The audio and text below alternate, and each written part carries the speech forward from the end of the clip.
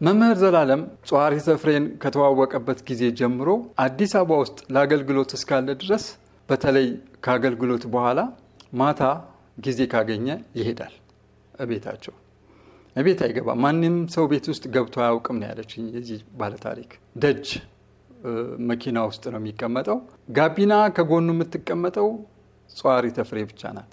እናት ከኋላ ነው የምትቀመጠው። ላለፉት 6 ዓመታት የነበራቸው ግንኙነት ውስጥ አንዱን ነገር ሼር ላድርጋችሁ። በጣም የሚገርመው ነገር ቀን ሲሰብክ የነበረውን የእግዚአብሔር ቃል ባይመጣ እንኳን ይከፍትላቸውና በዋትስአፕ ወር በቴሌግራም ይከፍትላቸውና ለእናትና ለልጅ የ2 ሰዓት ይሁን የ1 ሰዓት ስብከት የመከታተል ግዴታ ነበረባቸው። እናት አንዳንድ ጊዜ ይደክማታል።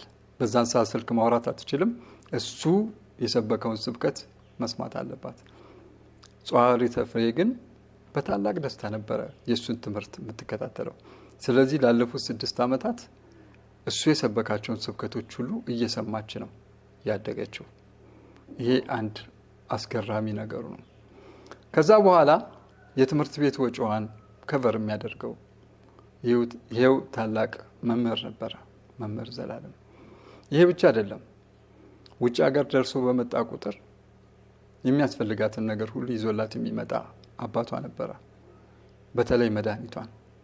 ከዚህ ከመድኃኒት ጋር በተያያዘ የሚገርማችሁ ነገር በየካቲት 12 በቀደም ከመሞቱ በፊት ወደ ለንደን ጉዞ ያደረገው የካቲት 12 ነው። ያንን ለዚህ ጿሪ ተፍሬ እንዳትነግሪያት እዚሁ ከተማ ውስጥ እንዳለው ነገርያት ብሏት ነበርና ወደ ለንደን ሄደ ማለት ነው። ከዛ ዳይሬክት ወደ አሜሪካ መሄድ ይችል ነበረ። ያደረገው ነገር ምንድነው? በ17 ተመልሶ ወደ አዲስ አበባ መጣ። ጫማና መድኃኒት ነበር ይዞላት የመጣውና በ18 ተመልሶ ወደ አሜሪካ ሄደ። ከለንደን ወደ አሜሪካ መሄድ ሲችል ከለንደን ወደ አዲስ አበባ የመጣው አንድም ጿሪ ተፍሬን ለማግኘት ነበረ። የሚገርም ነው።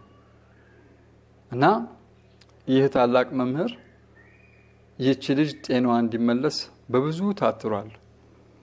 እስከ 80 ሺህ ብር ድረስ ከፍሎ አሳክሟታል። እግዚአብሔር ይመስገን። በቅርቡም ከ5 ወራት በኋላ ጤናዋ ሙሉ ለሙሉ ይመለሳል ተብሎ ይጠበቃል። ለዚሁ ብሎ ነበረ መድኃኒቷን ከ5 ወር በላይ የሚሆን መድኃኒት ነው ያመጣላት።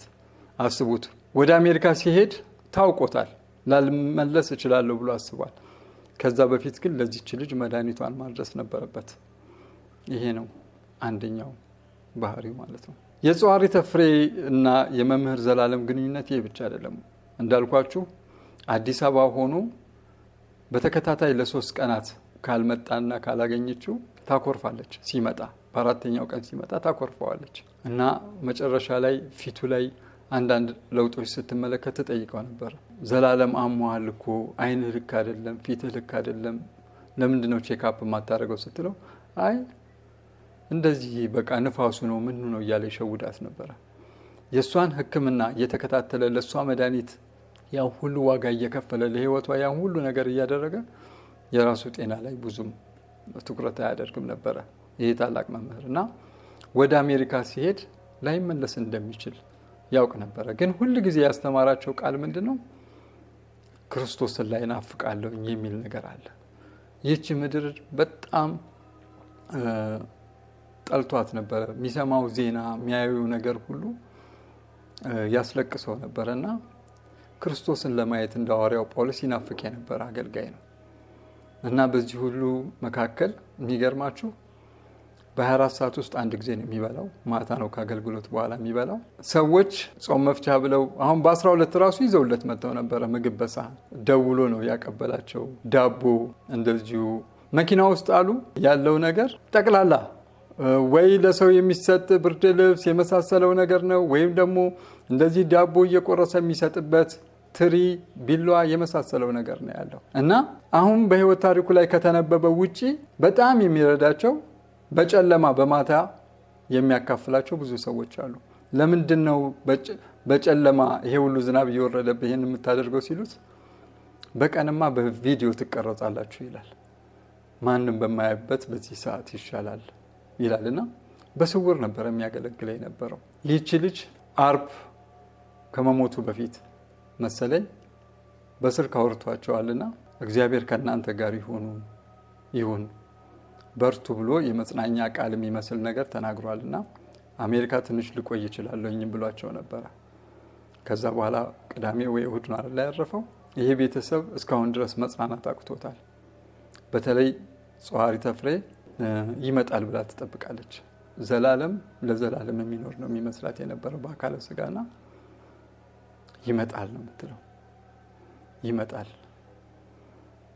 እስካሁን ድረስ ማመን አላቃታት። እናትየዋ ትናንት ቤት የሄድኩኝ ጊዜ ምግብ አልበላም ብላ ታስቸገር ነበር። ጎረቤቶች ናቸው የነገሩኝና እንዲህ አይነት ቤተሰብም አለ፣ እንዲህ አይነት ሁኔታም አለና መምህር ዘላለም አሁን ነፍሱ ባጸደ ነፍስ ናት፣ ግን በመንፈሱ ከዚህ ቤተሰብ ጋር ይመስለኛል።